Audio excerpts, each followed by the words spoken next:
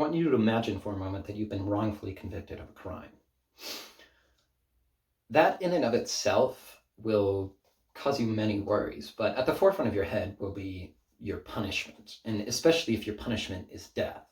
I'll be arguing that the federal legislation should remove the use of capital punishment in all the states.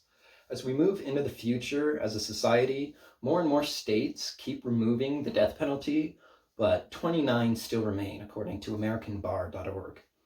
Some might think it's not important, but there are over 2,500 inmates on death row, and with so many lives on the line, I have to disagree.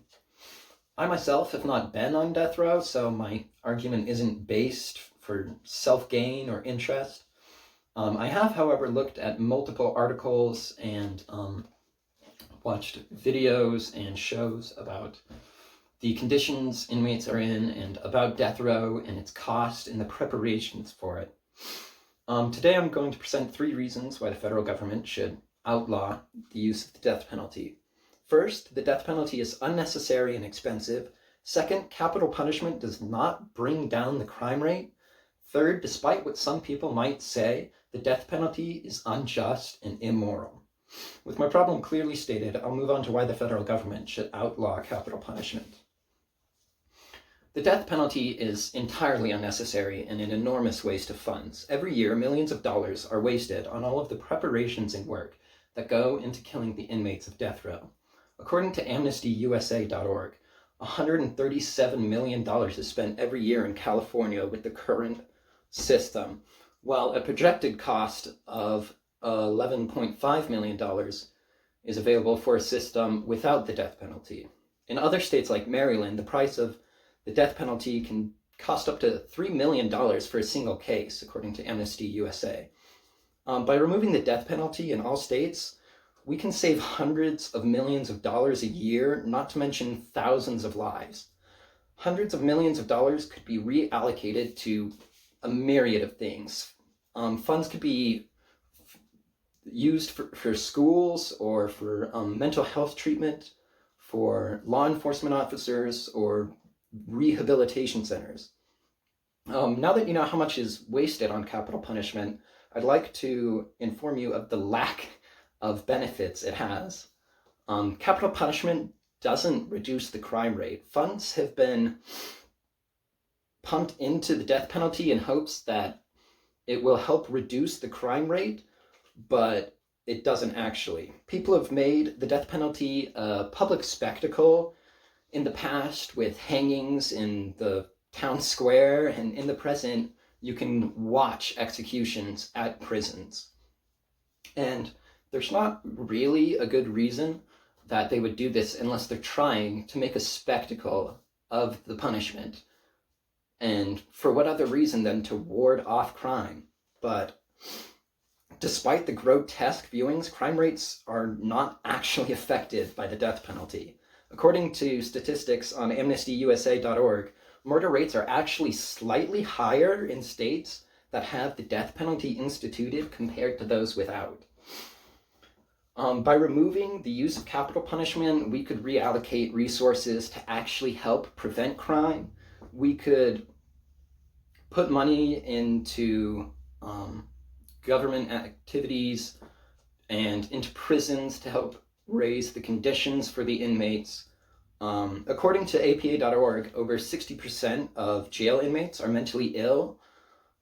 So a really great thing if you wanted to help prevent crime is you could support services for mentally ill people and help them before they commit crimes, or you could also help the inmates in prison with mental health issues.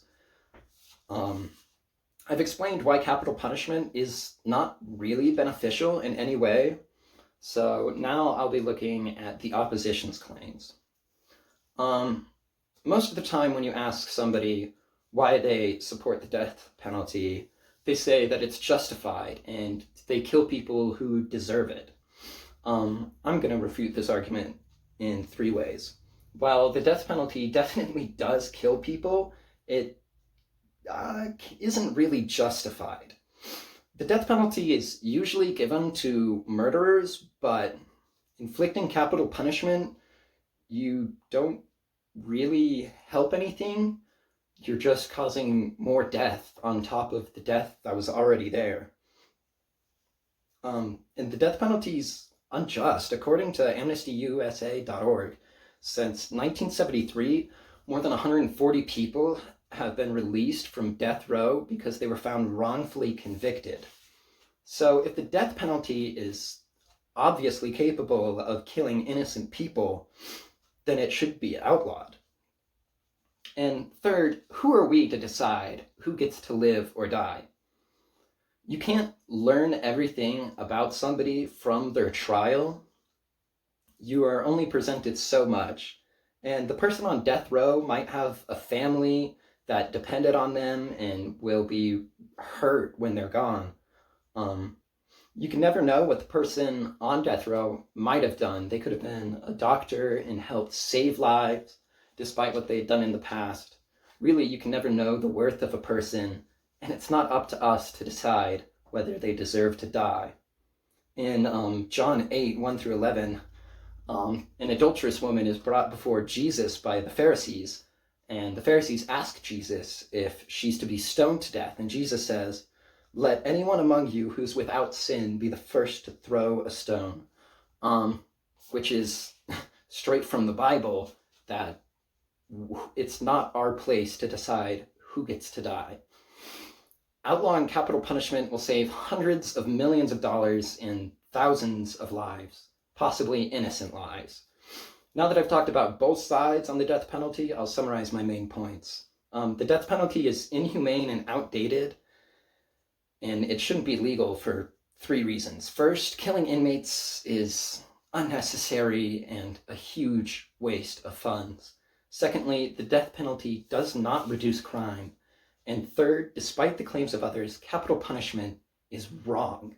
People have been killing each other for tens of thousands of years, and now with a society advanced as ours, we should put an end to capital punishment and reallocate the resources we use.